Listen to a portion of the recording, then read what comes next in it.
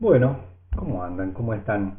Eh, bueno, la idea sería la siguiente, ¿sí? En este video intentaré que sea más corto que el de ayer.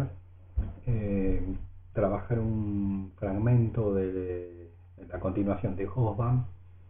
Después lo voy a indicar como Hobsbawm 1B, 1B, porque después a partir del otro video podríamos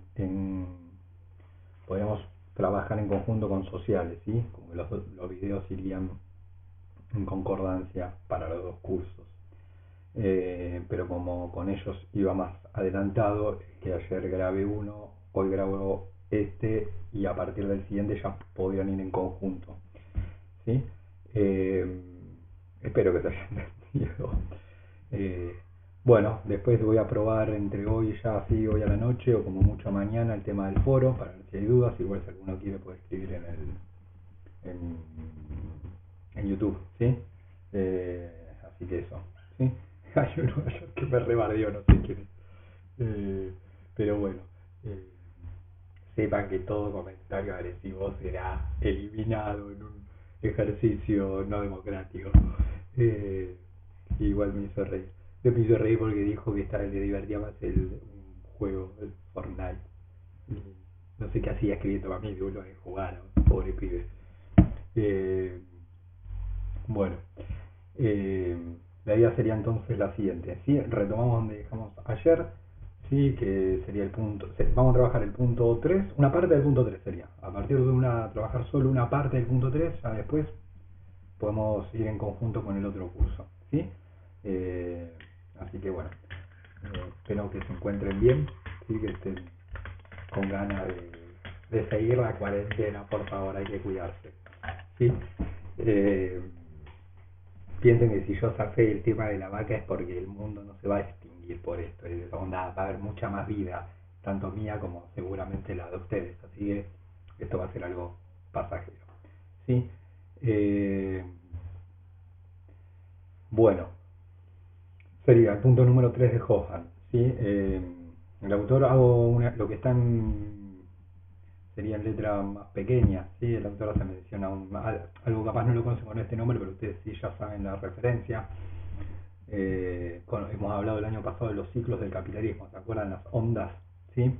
Eso en realidad acá le da nombre, lo estudió un economista ruso que se llamaba Kondratiev, ¿sí? Que bueno, fue el que estudió el capitalismo, el desarrollo histórico del capitalismo, y a partir de determinados indicadores, que ahí lo menciona, los precios comerciales, el nivel salarial, el volumen de comercio exterior, la producción de hierro, de plomo, el nivel de demanda, el nivel de desocupación. Bueno, a partir de esos indicadores económicos que se pueden cuantificar, es que él se da cuenta que el capitalismo atravesaba fases de expansión y fases de recesión.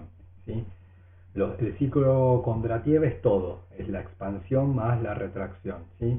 Que en su totalidad duraban entre 50 a 60 años todo, ¿sí? La expansión y la retracción, ¿sí? El autor ¿por qué Hoffman se menciona esto? Porque obviamente a partir de los 50, a partir de lo que ya estuvimos explicando. Y cambié de micrófono, después me dicen si este se escucha más, ¿sí? O se escucha igual. Eh, Decía que a partir de esos indicadores lo que se obviamente lo que es evidente es que el capitalismo a partir de los 50 está en una fase de expansión económica. Sí que había vivido años de retracción, obviamente con la crisis y la guerra, crisis, depresión, guerra, y a partir de los 50 avanzaba una fase de expansión. Para muchos fue llamativo, porque en realidad lo que esperaban es que la economía, como ya dijimos, continuara un camino sumamente crítico, ¿sí? Después de la Segunda Guerra Mundial y de una posible guerra entre las dos superpotencias, ¿sí? Sin embargo, el capitalismo logra como reconvertirse, ¿sí? Digamos, generar un periodo de 25 años de fuerte expansión, por eso es que hablamos de la Edad de Oro. Ahora, el autor ahí hace referencia, hay una pregunta, ¿sí? Y ahí vamos a aclarar. Dice, punto 3 como que va a ser lo que va a guiar todo el punto. Dice, la economía mundial capitalista dio un gran salto adelante, eso está remarcado, esa frase, y está entre comillas, durante el periodo. ¿Por qué? ¿Sí? Sería, eh, el punto, vamos a intentar indagar por qué da ese gran salto adelante. Ahora, esa frase la vamos a marcar, acá hacemos una gran aclaración que no está en el texto, y nosotros no vimos nada de esto el año pasado, ¿sí? No tuvieron un buen profesor de historia el año pasado, si no esto lo hubiese explicado. Eh, esa frase, así tal cual, un gran salto adelante, la dijo un líder comunista, ¿sí? El que fue Mao Zedong, ¿sí? Les pido por favor que busquen cómo se escribe, ¿sí? Mao Zedong. Fue el líder a partir de... Hago un breve paréntesis de China, ¿sí? Después que no hay nada en el texto sobre esto, como no lo expliqué el año pasado, hago 2-3 minutos de explicación de esto y después sigo a la diapositiva. China había sido un país, digamos, con una dominación neocolonial, esto estoy hablando a fines del 1800, ¿sí? Eh, en realidad, en realidad, vamos un poquito antes. Antes, digamos, principios del 1800 hasta mediados, era un imperio, obviamente, con una historia milenaria, digamos, digamos, había sido un imperio muy poderoso, ¿sí? Eh, Aparte, digamos, todo lo que es el 1820, 30, ¿sí? Era un imperio, tenía un emperador entonces, y un imperio sumamente sí cerrado desde el punto de vista comercial, ¿sí? Las potencias ahí, en esa expansión de mediados del 1800, ¿sí? Comienzan como a expandirse y a querer comerciar con distintas regiones, y obviamente querían entrar, es decir, vender sus productos en el mercado chino. El emperador ahí como que no está de acuerdo, tiene una posición mucho más de comercio cerrado, ¿sí? Piensen que, por ejemplo, se da el momento en el cual los ingleses llegan a las Malvinas, muchos europeos van llegando como comercialmente, ya habían llegado, acá en realidad refuerzan la llegada a otros lugares para comerciar, ¿sí? Para vender sus productos. Eh, y de alguna manera, bueno, genera una guerra en China media inventada, llamó la guerra del opio, termina perdiendo el emperador la guerra. ¿Contra quién es la guerra? Contra muchas potencias europeas, ¿sí? Y que le hacen firmar, obviamente, la apertura de puertos para poder y la apertura comercial. El emperador no le queda otra que aceptar, lo deja en el cargo, pero firma la apertura comercial, entonces ahí como que se vuelve una economía muy dependiente, si bien era un dominio independiente políticamente, era un país independiente, pues un imperio pues, independiente desde el punto de vista político, su economía comenzó a estar controlada por las potencias. Esto hacia 1900 generó como una reacción, ¿sí? En parte de grupos chinos que, piensen, repito, el imperio tiene una historia muy fuerte, digamos, es decir, tenía una historia el imperio chino, ¿sí? De autonomía, de manejo propio, ¿sí? No era un país que había nacido hace 20 años, era un país, era un imperio muy poderoso, entonces mucha población se sentía clara, no veía con buenos ojos que su economía estuviera dominada por otros países que incluso tenían menos historia que ellos. Eh, entonces surge como cierta corriente nacionalista, con lo cual voltean el imperio y ahí se genera como una república más nacionalista, ¿no? Sí, nacionalista, ¿sí? Eh, Después esa república nacionalista tiende a cierto autoritarismo hacia lo que es la década de 1920, 1930, ¿sí? Eh, es una república con una fuerza política nacionalista que en el 2030 se transforma en autoritaria, ¿sí? Y ahí en esa década del 20 además surge el Partido Comunista Chino y lo va a conducir Mao. Bueno, Mao tenía la idea de establecer un modelo comunista en China, ¿sí? Eh, con algunas diferencias al modelo soviético, no calcado tal cual, pero un modelo comunista al fin, ¿sí? Y ahí se arma como un fuerte enfrentamiento entre el gobierno republicano nacionalista autoritario y el Partido Comunista, ¿sí? O sea, hay como una guerra civil importante, ¿sí? Eh, Esa guerra civil se frena porque Japón, en el marco de la Segunda Guerra, digamos, en la década del 30, invade China, entonces ellos decían parar la guerra civil para enfrentar al enemigo externo que era Japón. Después, bueno, vino la Segunda Guerra Mundial, ¿sí? Digamos, donde ahí, pues, piensen que ahí Japón estaba como invadiendo todo el área asiática, China inclusive, ¿sí? Y al finalizar la Segunda Guerra Mundial vuelve otra vez el conflicto entre esa fuerza nacionalista y el PC, Partido Comunista Chino, que se resuelve con el triunfo del Partido Comunista y de Mao, ¿sí? En 1949 Mao se transforma en una república, la República Popular de China, ¿sí? Donde se va a establecer un modelo de orientación comunista, ¿sí? Con la eliminación de la propiedad privada, ¿sí? Con obviamente un modelo de planificación centralizado por el Estado, ¿sí? Va a haber algunas diferencias, no es calcado igual al modelo soviético, pero en líneas generales lo vamos a trabajar de esa manera. Mao lo que plantea, ¿a qué viene todo esto? Es que en realidad Mao es el que él dice, bueno, nuestra economía tiene que dar un gran salto adelante, ¿sí? Tenemos que industrializar, como Rusia industrializó, como el Partido Comunista en la Unión Soviética industrializó la Unión Soviética, bueno, nosotros tenemos que hacer lo mismo en China. Industrializarlo. Nuestra economía tiene que dar un gran salto adelante. Él dice esa frase. Esto digamos, a partir de 1949 se da esa China comunista, ¿sí? A partir de entonces todo lo que nosotros hablemos este año tenemos que pensar en una China comunista, ¿sí? Digamos, cierro el caso de China diciendo que igual no era ni por asomo lo que es ahora China. China va a ser un país comunista, pero como que los resultados económicos, los que 50, 60 y mediados de los 70 va a ser entre regulares y malos, ¿sí? Nadie pensaba que China iba a ser una potencia como lo es ahora, digamos, ¿no? Salvo alguno que otro en los 70, muy minoritario, nadie pensaba que China iba a ser lo que es hoy, ¿sí? Los resultados, de hecho, de la aplicación del comunismo no habían sido muy buenos, ¿sí? Pero es él el que dice o habla un gran salto adelante. Termino esta primera parte diciendo ahí Hobsbawm obviamente juega con la ironía, porque utiliza esa frase de un líder comunista de Mao, pero en realidad fíjense que lo vincula a un sistema capitalista. Entonces ahí juega con... Explico la ironía porque si no, no se va a entender. Creo que ahí ya va quedando claro, ¿no?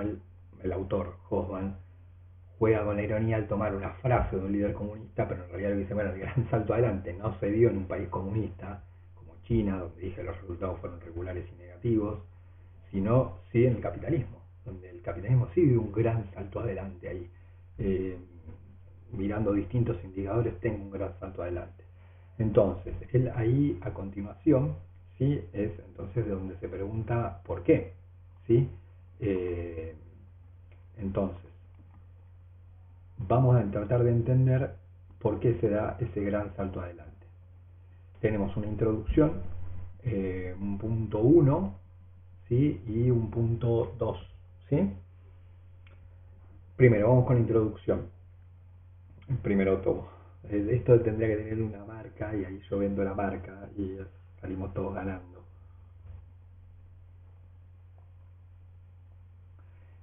Vamos con la introducción, ¿sí? El tema de la introducción, él dice, bueno, hay un gran salto adelante en los países capitalistas porque ya había una fórmula a seguir. No es que había que pensar algo de cómo mi país avanza, sino que para algunos países, ¿sí? Que ya tenían cierto desarrollo, obviamente, ¿sí? Digamos que no serían las superpotencias, sino las potencias, es decir, que no eran países tampoco sin ningún desarrollo, que tenían algún tipo de desarrollo previo a la edad de oro, estoy hablando de las potencias, en realidad lo que tenían que hacer para avanzar social y económicamente era aplicar el modelo norteamericano, lo que estuvimos explicando en el video anterior, el modelo productivo, el modelo social y el modelo cultural norteamericano. Eso tenían que hacer. Entonces, eso hizo que existiera, como que muchos países pudieran avanzar en el capitalismo. Porque en realidad no tuvieron que crear nada, sino que aplicar a sus países algunas políticas que ya habían sido probadas, ¿sí? En los Estados Unidos. Pues Estados Unidos hizo eso entre fines del 1800 y 1900, es decir, mucho tiempo antes ya lo había aplicado, ¿sí? Está en ciencias sociales, igual esto da para discutir largo y tendido, ¿sí? Cuán aplicables son las políticas, digamos, ¿no? Cuán trasladables son de un país a otro. sobre todo obviamente cuando son exitosas, ¿no? Nadie va a querer copiar algo que no es exitoso. Digamos que ahora se discute eso. Digamos, ahora hay como está toda esta cuestión de decir, bueno, se puede aplicar algo que funciona en no sé, el modelo de industrialización japonés del 1800, ¿sí? Lo puedo aplicar ahora a Paraguay y Paraguay va a terminar siendo Japón. ¿Se puede trasladar? ¿Sí o no? Bueno, ahí es como que se discute, ¿no? Mucho va a decir, bueno, sí, otro va a decir no, otro hay que ver qué, digamos, ¿no? En ese momento esa discusión no estaba tan presente, no es como que se creía que, bueno, eh, agarro tal política, la aplico, voy a llegar a tal lugar, ¿sí? Es decir, al lugar que tengo planificado, ¿sí? Eh, entonces, muchos países se lanzaron a aplicar las recetas que ya habían funcionado y la verdad que a muchos países les resultó, ¿sí? Podemos hacer muchas aclaraciones acá, pero digamos, en el sentido de, bueno, avanzaron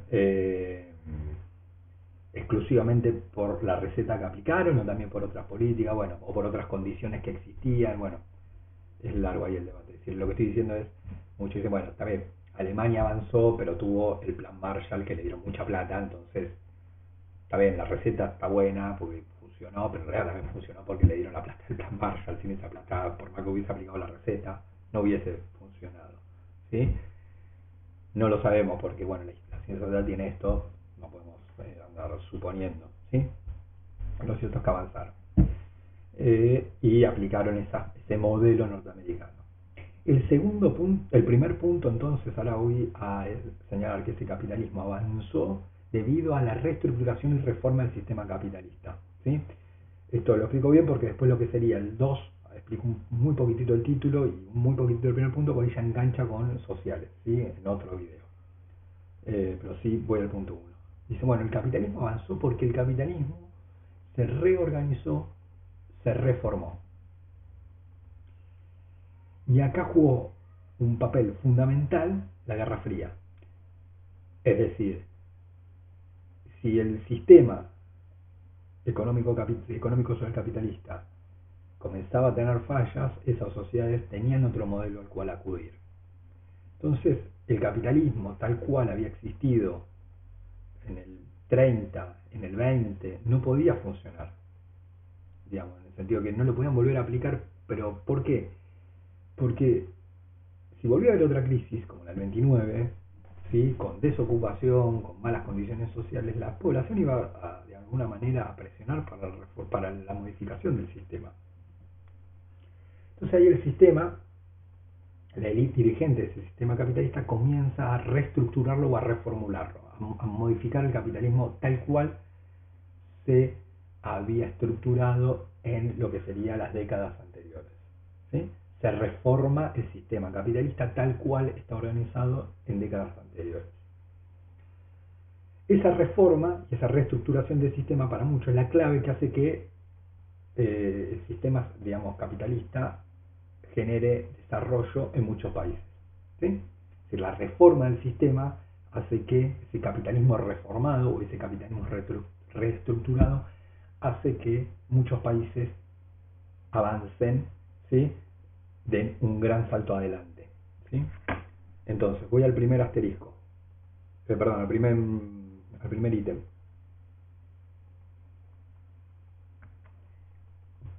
Entonces, y acá vamos a ver la diferencia, ¿sí?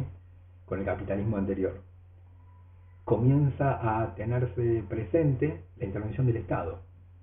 Si yo lo comparo con el capitalismo de la precrisis del 29, donde el Estado tenía un rol secundario en el proceso económico, veo la diferencia. ¿Sí? Esa reformulación consistió en muchos países en una intervención del Estado. ¿Sí? Es decir, el Estado ayudó a que muchos países dieran digamos, en realidad, el Estado hizo que, eh, sobre todo las burguesías de esos países, avanzaran mucho y ese avance de esas burguesías como que llevó a la economía, digamos, como que fue la locomotora que hizo que a la larga, no en ese momento, pero a la larga el país avanzara. ¿Sí? Esto en Japón, en Singapur, en Corea del Sur, ¿sí? Por ejemplo, en Corea del Sur el Estado como que facilitó mucho el desarrollo de una burguesía coreana que comenzó a invertir en industria, ¿sí? Incluso con malas condiciones a los trabajadores, entonces esas burguesías asiáticas comenzaron a acumular mucha riqueza porque no tiene que pagar tantos salarios, entonces ahí invierte. Pero ¿qué hizo? Esa invirtió, ¿sí? No es que se llevó la plata del país, sino que invirtió en tecnología y entonces obviamente a la larga hizo avanzar al país y obviamente después esos sectores populares comenzaron a avanzar obviamente atrás de los sectores dominantes de Corea. Ahora, eso se pudo dar, ese avance de esa burguesía asiática de Corea del Sur, se pudo dar por las políticas que aplica el Estado. ¿Sí? Entonces ahí es el Estado intervencionista. Otra cuestión lo mismo en Japón o en Singapur. ¿Sí? Eh, por otro lado, una cuestión muy importante sí tiene que ver, por ejemplo, en los estados, por ejemplo en Corea del Sur, el rol que juega el Estado en la cuestión de la educación. ¿Sí? Esto ya estuvimos hablando de lo que es investigación y desarrollo. ¿Sí?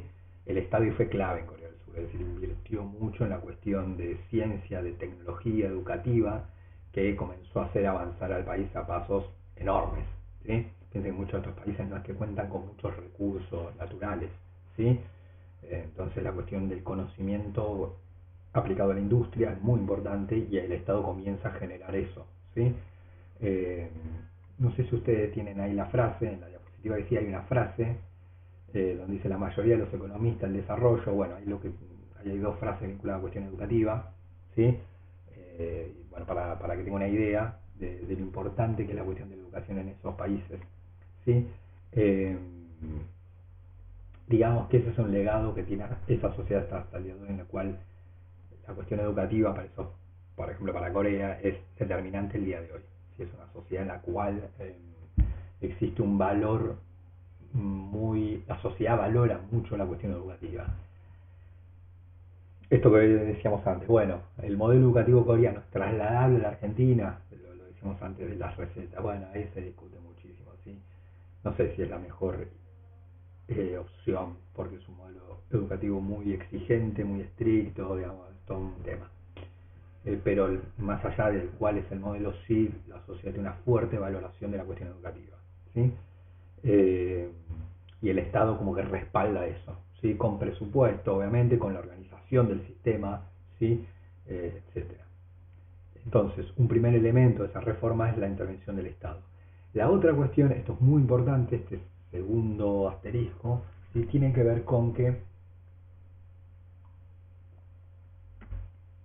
en los países se aplica lo que denominamos como economía mixta. ¿Qué sería la economía mixta? Es una economía donde hay sector privado, eso sigue existiendo, y tengo fuerte intervención del Estado con políticas, y además tengo el Estado dueño o propietario de empresas. ¿Sí? Entonces tengo sector privado, intervención del Estado con políticas sobre el sector privado, ¿sí? Pero también tengo empresas del Estado, ¿sí? Empresas de servicios del Estado, empresas que producen determinados bienes del Estado. ¿Sí? Eh, Eso sería como definición de economía mixta. Esa economía mixta es la que en líneas generales se va a aplicar en gran parte de los países capitalistas durante el 50 medio de los 70. ¿Sí? Ya sea Estados Unidos, yo pongo en Estados Unidos, en países del primer mundo, ¿sí? De las potencias, digamos, o países incluso del tercer mundo, van hacia ese esquema económico. ¿Sí? Siempre hablando de países capitalistas, ¿no? Pero ya, digamos, dentro de los países capitalistas, ya sean muy desarrollados, de desarrollo medio o subdesarrollados, voy a encontrar esa economía mixta entre el 50 y medio de los 70. Para muchos que se haya aplicado esa economía mixta, hizo que se diera un gran salto adelante. ¿Sí? Entonces, ¿en qué se caracteriza esa economía mixta? A veces sí voy a explicar todos los puntos y ahí vamos a llegar al 2. Estoy viendo, estamos justo. El primer punto, se basa en la relación sindicato Estado-empresa. Entonces ahí se arma como un fuerte vínculo entre el Estado que de alguna manera acuerda sus políticas con las cámaras empresarias y con el representante de los trabajadores que son los sindicatos. Va a haber un Estado como que sus políticas van a estar en acuerdo, en diálogo constante con empresas y sindicatos. Algo así como el año pasado con peronismo. Mucho de lo que nosotros vamos a ver acá tiene que ver con el peronismo que ya se había aplicado. ¿Sí? Es decir, un Estado que busca como el acuerdo de políticas. ¿Sí? El acuerdo entre los actores del capitalismo, empresarios y trabajadores. ¿Sí? cámaras empresarias, sindicatos. Por otro lado, la planificación económica, ¿sí? Un Estado que planifica, ¿sí? Establece objetivos y medios, ¿sí? A seguir en ese país. Objetivos y cómo voy a llegar a eso. Tercer lugar, nacionalizaciones. Las empresas que se consideraban claves para la economía del país, el Estado tiende a nacionalizarlas, es decir, a que sean propiedad del Estado, ¿sí? No es que elimina la propiedad privada, no, va a haber propiedad privada, pero las empresas que se consideran claves, el Estado las nacionaliza. Por eso es que hablamos de un Estado empresario, porque ahí el Estado, digamos, se hace como propietario de empresas y se maneja como una empresa, pero van a ser de empresa del Estado, ¿sí? Que era una empresa clave, por ejemplo, energía, ¿sí? Siguiente. Y acá hay toda una cuestión. Participación de los obreros en las ganancias y la dirección. Se establece que la riqueza que genera una empresa tenía que ver con intervención de dos actores. ¿Qué es lo qué actores participan en una empresa para generar una riqueza? Hablo de riqueza o de ganancia extraordinaria, ¿sí? Bueno, una empresa que tiene pensado ganar 10 termina ganando 80, ¿por qué? Porque intervinieron dos actores. ¿Quiénes hicieron eso posible? El capital y el trabajo. Y acá lo que se comienza a plantear en la economía mixta es que como esa riqueza extraordinaria que se tenía pensado ganar 10 y terminó ganando 80, participaron capitalistas y trabajadores, se tenía que repartir esa ganancia extraordinaria entre capitalistas y trabajadores, además del salario, ¿sí? Como que eso, la generación de riqueza, como que se pregunta, bueno, ¿quién genera la riqueza? Tal y tal. Bueno, si hay ganancia extraordinaria se tiene que repartir con los trabajadores y obviamente la otra parte del capital. Pero la otra cuestión también bastante interesante, ¿sí? Ahora después les voy a pasar algo para que vean, ya que sé que están esperando este video, tiene que ver con la cuestión de la dirección de la empresa. La propiedad podía ser privada, ¿sí? Muchas empresas van a ser privadas, pero la dirección de la empresa en muchos estados buscan que la dirección de la empresa haya, por ejemplo, un directorio. ¿Quién dirige una empresa? Un directorio, ¿sí? Directorio, ¿sí? Compuesto por varios directores. Algo bastante particular de la época, hoy sería, en algunos países sigue siendo así igual, ¿sí? Pero la mayoría no. El directorio, que es el que dirige la empresa, estaba compuesto parte por representantes del capital, pero también parte ponían los sindicatos, ¿sí? De esos directores. Es decir, la empresa la dirigían partes de capitalistas y parte de representantes de los trabajadores, ¿sí? Por eso dice participación de los obreros en las ganancias y la dirección. Después les digo qué quiero que busquen, si yo se los mando el video, porque muestra un ejemplo de un país europeo en el caso de la dirección, ¿sí? Así lo ven bien en concreto. Antepenúltimo, el incremento sostenido de la demanda, ¿sí? La economía mixta es por definición keynesianismo, es la difusión del keynesianismo, ¿sí? Nosotros ya hemos hablado de Keynes, ¿sí? El rol de la demanda, ¿sí? Esto ya lo hemos explicado bastante el año pasado. Lo que sucede acá es que sí es el momento en el cual se difunde fuertemente todo ese ideario. Keynesianismo hasta ese momento había existido en Estados Unidos y en algún que otro país, y listo. Acá se difunde por gran parte del mundo capitalista. Anteúltima cuestión tiene que ver con la cuestión del empleo. El Estado va a asumir como uno de sus objetivos lograr el pleno empleo. Es decir, el empleo no era algo que quedaba sujeto, como un tema que el Estado nos ocupa y que se encargue. ¿Se acuerdan? Esto algo lo vimos el año pasado. Bueno, hay dos miradas. Una mirada es, mira, el Estado no tiene nada que ver sobre la cuestión del empleo. Onda, lo busca cada uno y sale a buscar trabajo, y otro que ofrece como una cuestión del mercado, ¿sí?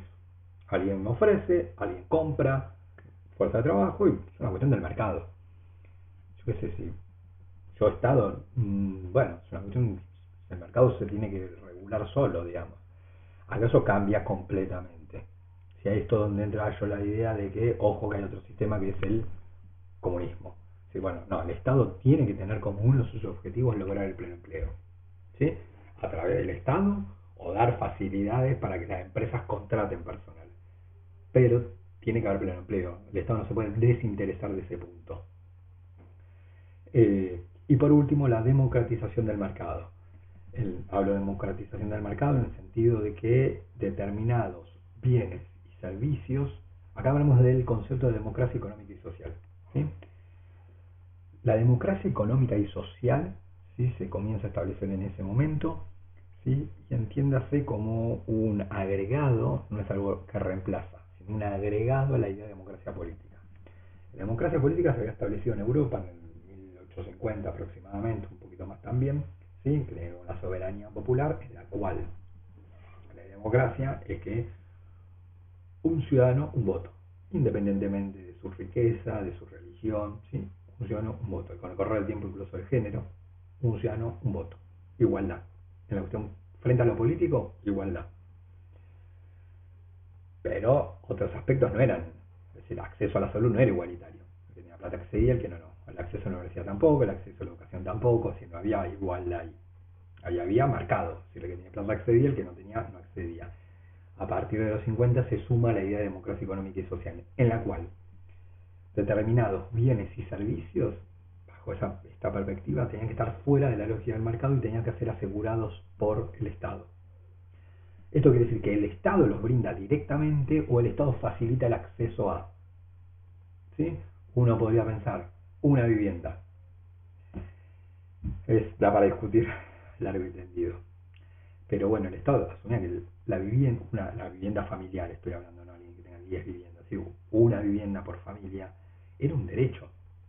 ¿Sí? Cualquier familia tiene que tener acceso a esa vivienda. ¿Sí? Entonces, por ejemplo, muchos estados directamente van a construir viviendas o van a hacer accesible la compra de esas viviendas por parte de la población. ¿Sí? Que no sea una cosa de, bueno, la vivienda, ¿qué onda? Y bueno, yo no me meto, el Estado no se mete, el que puede compra, el que puede no compra, y se arreglará, yo que sé, el tema de él. Sino que busca democratizar el acceso a determinados bienes y servicios. Bien, el segundo elemento, hago la intro porque ya después ahí engancha con el otro video, tiene que ver con que el capitalismo avanza debido a un fuerte proceso de globalización e internacionalización económica. ¿Sí? En el sentido de que comienza levemente, no es que de un día para otro, porque yo lo veo como muy claro esto a partir de mediados de los 70, es decir, cuando termina la edad de oro prácticamente, hasta la actualidad, la globalización económica y el libre comercio, ¿sí? Pero dice, a partir de los 50 se comienza a salir de esa economía de crisis, economía proteccionista, cerrada, y lentamente, yo veo poquitos pasos, pero son pasos, ¿sí? No veo 20 pasos, veo 2. Después el mundo va a avanzar 10 de golpe, después de los 70. Después de mediados de los 70 avanzar 10 de golpe. Está bien, si miro esos 10 contra estos 2, es superior a los 10 pasos que se dieron después, pero lo importante de la fueron 2.